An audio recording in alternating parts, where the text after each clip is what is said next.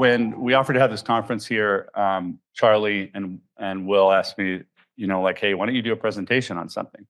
Well, I'm not cleared yet to do anything on strategy. We're, SEC regulated company. I've got to go through all this stuff, and it'll be like 6 years before I can actually do a presentation. Plus, Sailor's the only one who does presentations. So I said, well, what should I do? What should I do a presentation on?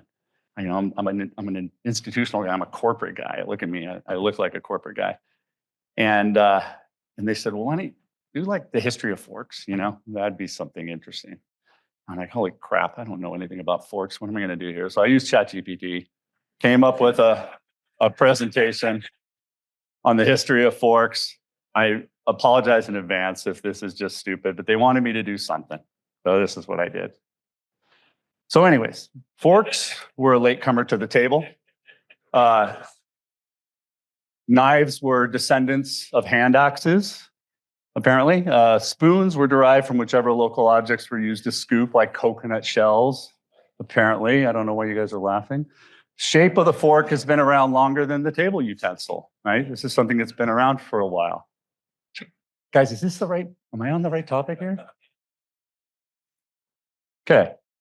And then we had the Byzantine-born Venetian princess problem. Okay.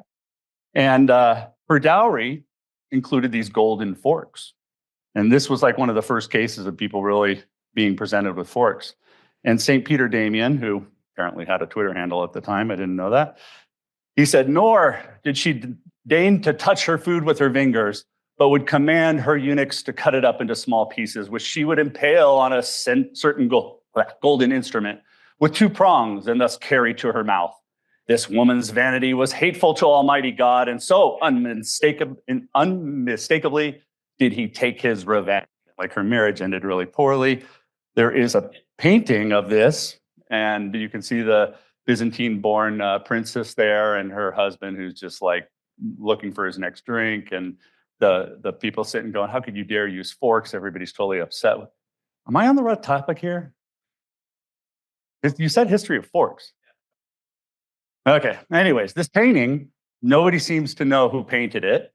There's no real history of it. There's a guy who claimed to have painted it, and they don't know his name. They have a picture of him, and so I'm going to show you. The guy who claims to have painted this painting is this guy. I don't know who he is, but he claims to have painted this painting. And so the last block before the fork, Montaigne, I apologize to my French friends, writing in the 1570s in a passage about the force of habit, mentions forks, but says he rarely uses them, and they were still associated with sinister behavior. In an essay of Feeding Desire on the Sexual Politics of Cutlery, who's read that, Sexual Politics of Cutlery? Yeah?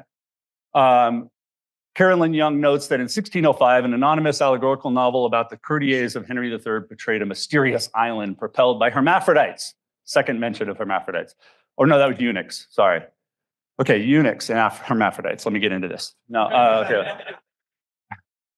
Whose behavior is characterized by theatricality, artifice, and falsehood. Sure enough, the hermaphrodites eat with forks, spilling more food than they manage to consume in their pursuit of the new and the unnecessary. Young traces the unsettlingly effeminate aura of the fork all the way through 1897. That was the last block before the fork, when British sailors are still eating without forks, considering them to be unmanly. Am I on topic here? Okay, anyways. So mass adoption of the fork didn't happen until the end of the 18th century. That's the history of forks. I'm going to show you some of my favorite forks. Anybody know what this fork is called? No, this is actually called light fork. This one? Anybody? Anyone? No, this is Bitcoin SV. There we go. This fork? This one? No? No, this is called Forkurium. This one? These are my favorite forks. This one's Forkero, right? It's because of the security. Yeah. That one didn't fly. Of course, we have Doge fork, right? Very fork, such confusion. And this one, my favorite. Anybody? Casey knows. This one? Yeah, this one's just called Ripple. So what's the point here? right? This isn't what you expected, I bet. It took forks a long time, right? From the point of which you had these prong things all the way through history of different people, adoption of forks, not the 18th century when they were really adopted, all the way up to 2025, when we have reached the Bitcoin of forks. That's right, finger forks, right? I mean, we have gotten to a point in the technology adoption of forks that is just amazing. When we can put forks on our finger, the world has come to a good place.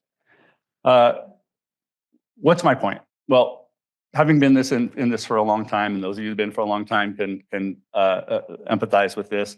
I mean, we've been called lemmings, we've been called flat earthers. There's all kinds of scammers in our industry, and it's difficult being an early adopter. It's difficult being at the forefront of technology, right? And so I'm going to share my favorite quote. This is actually a serious part, but whatever. Whoever Joyce Meyer is. Patience is not simply the ability to wait. It's how we behave while we're waiting, Shinobi. Is he here? No? Somebody remind him of this later. Anyways, thank you very much. Hope to start off the day with a little laugh. That's the history of forks.